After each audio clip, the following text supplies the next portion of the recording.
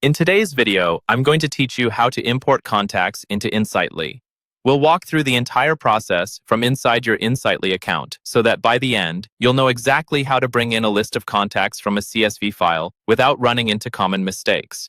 First, make sure you're logged into Insightly and that you already have your contact list saved as a CSV file on your computer. A CSV is just a simple spreadsheet format, usually created in tools like Excel or Google Sheets, with columns such as first name, last name, email, phone number, and so on. Having clear column headers in that file will make this process much easier.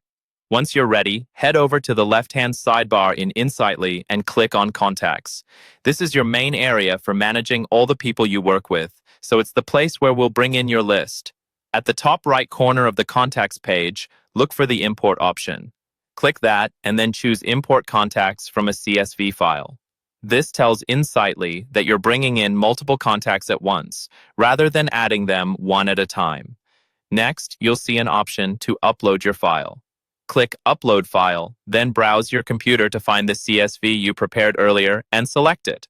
After you choose the file, Insightly will load a preview so it can walk you through matching the information correctly.